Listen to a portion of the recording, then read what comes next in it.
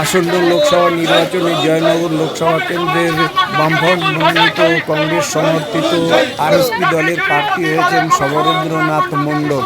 তার বাড়ি গোসাবার বাসন্তীতে। তিনি দীর্ঘদিন পঞ্চায়েত সমিতির কর্মাধ্যক্ষ ছিলেন। কৃষিজীবী এবং মৎস্যজীবী আন্দোলনের সঙ্গে দীর্ঘদিন তিনি জড়িত আছেন। আজ বন্ধুমহল ক্লাব থেকে শুরু করে ক্যানিংয়ের রাজপথ হয়ে ক্যানিং বাজারের মধ্যে ঢুকে প্রার্থী সমরেন্দ্রনাথ মণ্ডল ব্যবসায়ী ও সাধারণ মানুষের সঙ্গে জনসংযোগ সারেন। তার মিছিলে যোগদান করেছিলেন বামফ্রন্ট এবং কংগ্রেসের নেতৃবৃন্দ। মিছিল শেষ হয় রবীন্দ্র মূর্তির পাদদেশে। এখানে সংক্ষিপ্ত বক্তব্য রাখেন আরএসপি প্রার্থী সমরেন্দ্রনাথ মণ্ডল। বামফ্রন্ট তথা আরএসপির প্রাক্তন মন্ত্রী সুভাষচন্দ্র মণ্ডল তাঁর পরিচয় করিয়ে দেন জনসমক্ষে। আশীর্বাদ কামনা করছেন সমরেন্দ্রনাথ মণ্ডল কংগ্রেসের প্রার্থী কোদাল বেলচা প্রতীকে। সমবেত বন্ধুগণ, আপনারা শুনেছেন জেনেছেন বামফ্রন্ট এবং কংগ্রেসের প্রার্থী জয়নগর কেন্দ্রে কংগ্রেস সমরেন্দ্রনাথ মণ্ডল এই এলাকার গোসাবার আমতলিতে বাড়ি।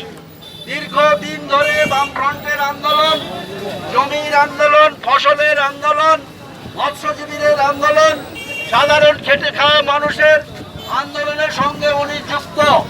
এবারের লোকসভা নির্বাচনে বামফ্রন্টের প্রতীক কোদাল বেলচা চিহ্নে উনি জয়নগর লোকসভা কেন্দ্রে আপনাদের সম্মুখে আশীর্বাদরত।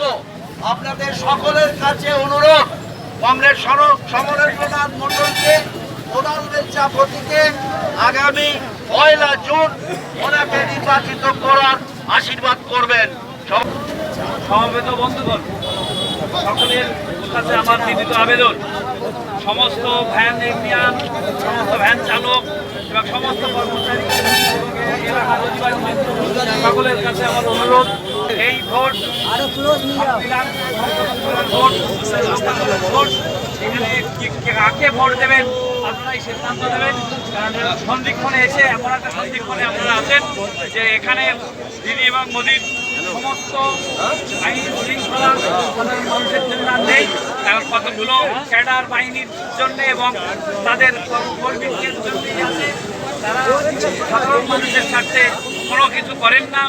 আমরা এ পর্যন্ত কৃষক আন্দোলন করে দেখেছি, কৃষকদের এই সম্প্রতি ধান হলো এমন পরিমাণ খরচা হয়েছে যে তাদের প্রকৃত মূল্য তারা পাচ্ছে না। দাম যেভাবে বেড়েছে, তাদের উৎপন্ন ফসলের দাম এমনভাবে তৈরি হয়েছে যে সেখানে আর কোনোভাবেই